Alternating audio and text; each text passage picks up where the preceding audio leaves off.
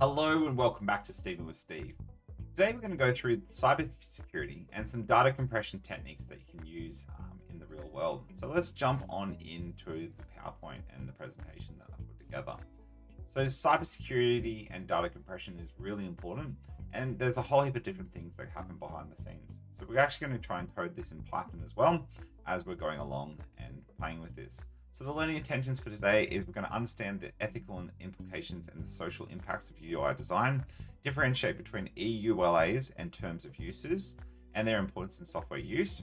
We're then going to identify privacy and cybersecurity concerns in handling data, comprehend the basics of data compression, including lossy and lossless types, develop a basic Python Caesar cipher, and then create a simple data compression algorithm in Python. So you get to see some practical applications of how cybersecurity might look, and then how do you sort of protect yourselves. So believe it or not, the first computer virus was actually released in 1984, and it was called the El Cloner, and it was intense. Like, it was unheard of at the time, and was made a huge impact into the world. So some learning objectives that we're going to cover today is we're going to understand the ethics in UI design. We're then going to explore the role, importance of EULAs, discover the privacy, cybersecurity, and data handling, learn about data compression and its different types. So there's a cool little video here that I've got. Have a watch. I'll put a link in down below that goes through a big overview of cybersecurity. So some prior learning things that you need to think about. Recall the basic programming that we've talked about before in the past. So hopefully that's giving you some ideas there. Some initial insights into what you think cybersecurity is. So have a think about those before we start. So the new content that we want to cover is the ethical dilemmas that happen in UI design. So if you make UIs not as secure as possible, people could hack them and do some sort of gnarly stuff with it.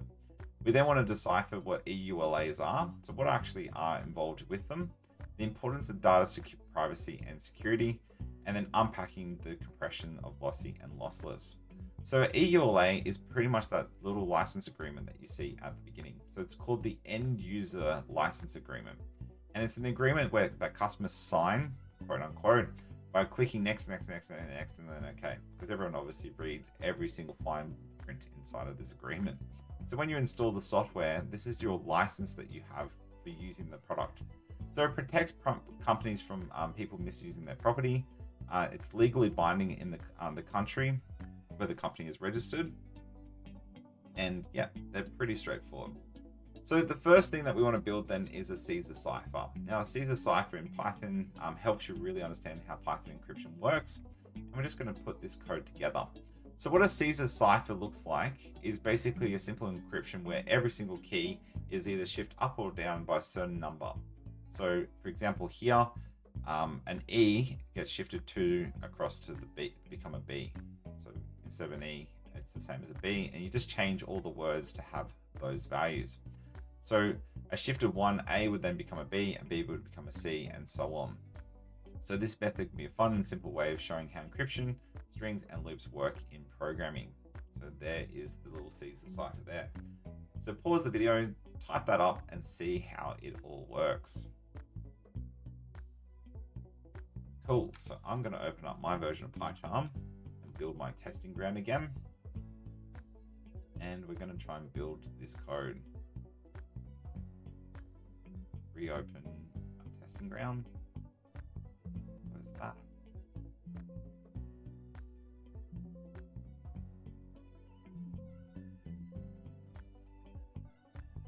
It's taking a bit of time to close down the project.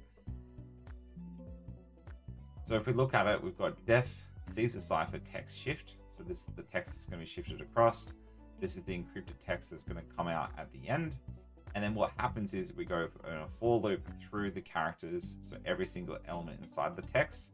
If the character or the individual character is alpha, which checks to see if it's a alphabet, part of the alphabet, you then shift amount is equal to shift mod 26, and then shifts the character around if necessary. So then the new character that's going to be adjusted is equal to the odd char changes the character into a number, then minuses 65, adds on the shift amount, then it goes through and mods that by 26, and then adds 65, so then it goes back up to where it needs to be.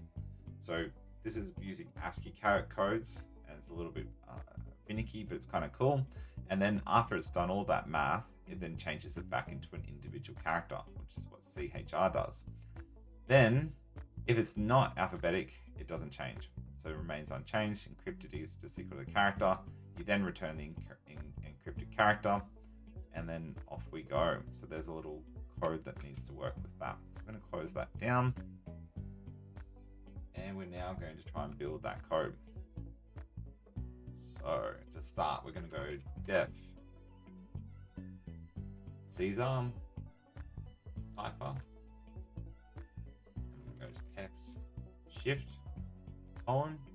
I'm going to have our encrypted text is equal to blank. And now we're going to do a for loop. So for char in text, snaky byte, if char dot is alpha. So if the character is alpha, shift the amount is equal to shift mod 26. So then that gives our amount that we're going to shift it by.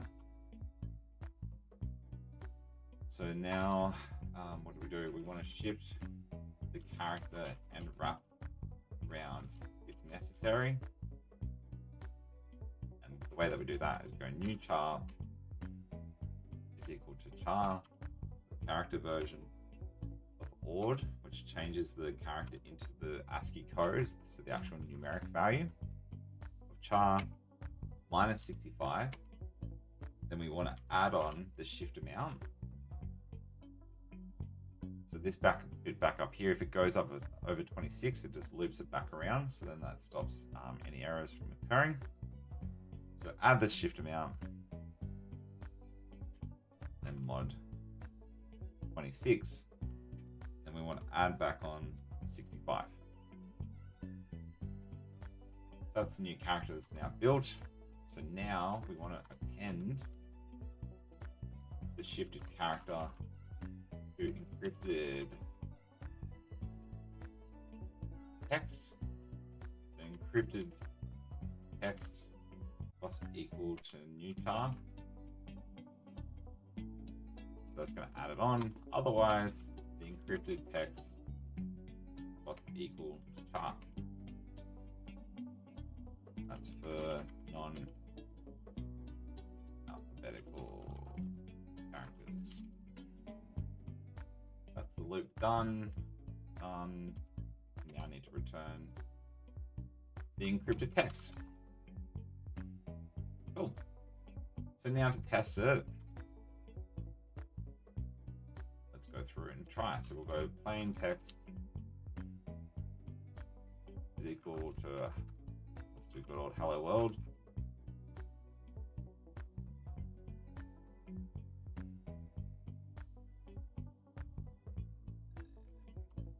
That we're going to go shift is equal to 3, so it's going to shift it across 3 things, and then the new cipher text, we're going to call that function that we just built. So Caesar cipher, and we're going to put into it the plain text and then the shift. So then we want to print that out, so we're going to use an f string. Cipher text is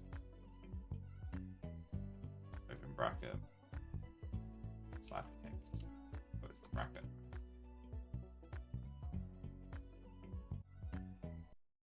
Close the bracket, close the quotation, and then that should work. Let's run that and see what happens.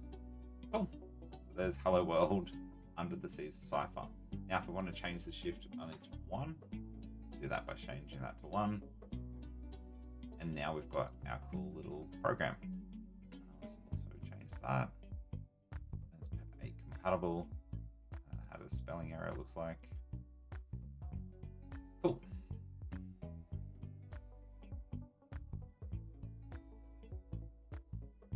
Awesome. So hopefully that's given you some ideas of how the Caesar cipher works. So then the next thing, how would you change the Caesar cipher to use a variable shift? So there's the code. this is a little bit different. So this is going to change if it's a lowercase and if it's uppercase. But play with building that code yourself and see what happens. So one of the things that we need to understand as good cybersecurity people is the difference between lossy and lossless. So lossy looks very similar to lossless, except it's the raw image. So this is scaled up, so obviously it's not quite lossy. But the idea behind it is it saves the image from losing stuff. So lossy basically is an encryption code that basically removes file data and compresses. Lossy is when you don't remove anything. Sorry, let's go again. Lossy is where you have permanently removed the file data and it's all encrypted and encoded, and then file loss is acceptable. So basically you've accepted by using some sort of compression algorithm, the file is going to be smaller, but then the benefit is you can obviously transfer that over the net. So all your MP3s, MPEGs, all those different things are actually lossy files. Lossless, on the other side, is where it's the raw file. So that is exactly the way that the video was created or the audio was created. And this is where the files get ridiculously huge. So if you're filming a movie, for example, you will never use a compression algorithm. You'll use the raw film. Similar with images, you would use the PNGs. Yeah, so it's very important that you understand the difference between the two. So example number 2, we're going to create a basic compression algorithm inside of Python that is going to basically convert it down. So we're going to use an RLE compression. So here's the little algorithm. We've got A, B, C, C, C. And if we look at it, we've got 3 A's, 1 B, and then 4 C's in order. So what happens here is this is basically running the length of the number of letters that need to be followed afterwards. So the approach is that the data compression shrinks it down because it says the letter, and then if there's a repeating pattern, basically say how many times that has repeated. So for example, if you have pixels in an image and you had a black background, instead of having to write this is black, this is black, this is black, this is black, you could say there's going to be, now I'm going to have 200 black pixels in a row straight after this, which is really, really handy for a compression algorithm to work with. So the basic encoding for it works something like this. There's a couple of different ways of doing it. So the way that this has done it is 4A, 3B, 2C, 1D, and then 2 A's. So that's literally the pattern that happens. So we're going to build this little bit of code now in Python. So hopefully that, if we come back to it, idle, where is it? There we go. Let's go and build this. So we're going to go def RLE press. I'm going to pass in the input string, open the bracket, then if not input string, then we're just going to return a blank string so that nothing happens. And then the compressed algorithm is just equal to an empty list. And then we're going to set the count is equal to 1. And then the previous is equal to what's currently in the input string at position 0. For every character in the input string, starting from the first position onwards, we are now going to do an if statement. So if char is equal to previous char, count now adds 1, else compress append the string count plus the previous char. Count now equals 1. The previous char now equals char. So this bit here, basically, if the same character has occurred before, the count just adds 1. If it's not, you now append the previous character on with the count. So the count goes first, and then the character. So then that string Compress moves on, and then you move on to the next character and the count changes. So that's the for loop done. Then we go compress.append str, the last one that came through, count plus previous char, otherwise that last compression bit won't return. And then now we want to return everything all joined together, which is every single element inside of this array. Cool. So we're going to go input string equals, I'm going to go A, B, B, B, B, C, C, D, A. And the compressed string equals RLE compress, put an input string, and then we're going to print out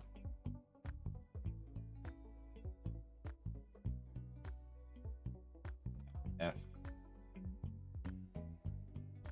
original is equal to the input string that was given. Just looks like that.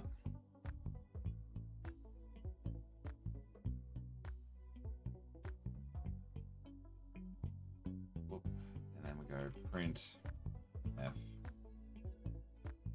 compressed. And this is the compressed string.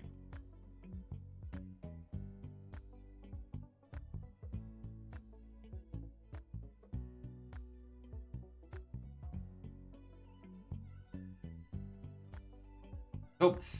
And then we can see there was 4 A's, 4 B's, 2 C's, 1 D, and 2 A's. So if we make this ridiculous, we just put in all of the F's, and we run it again.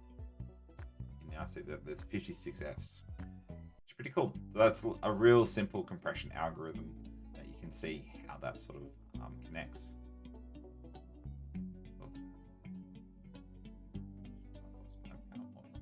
There we go. So the next challenge, try and build a decompression algorithm. So change the code now to take the original RLE and then decompress it. So just pause the video and see if you can modify that code and have a think how that might look.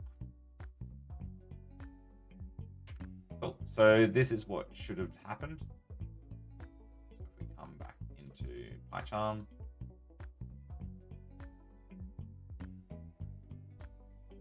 get rid of all that. So I'm just going to comment it out by using command //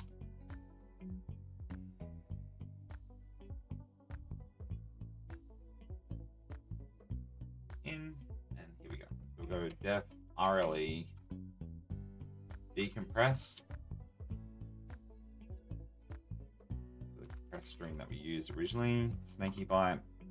Then we're going to go decompress equals square brackets, count equals open quotes, and then for char in compressed string snaky bite, if char dot is digit,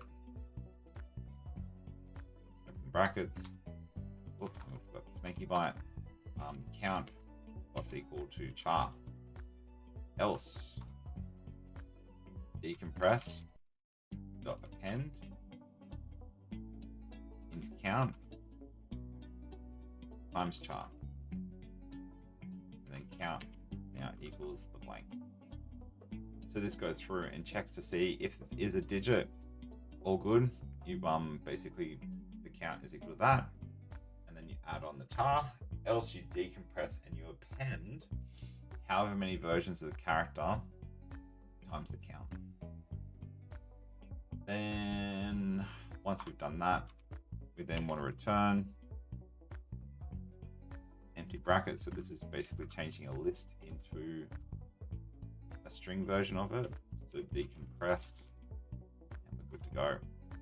So now here's the example. Decompress string equals RLE decompress, compress string, open the brackets, and then now we're going to print that out. So F decompressed, sneaky byte, decompressed string. Oh, what have I done wrong here?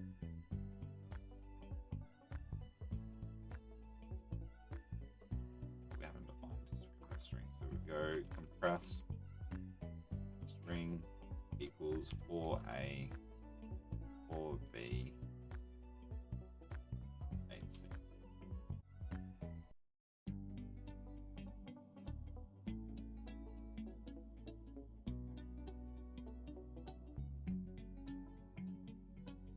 Let's see how that goes. Cool. So then it's been able to convert from the original compressed string down here, and then it's decompressed it, put it back into the original format, which is pretty cool.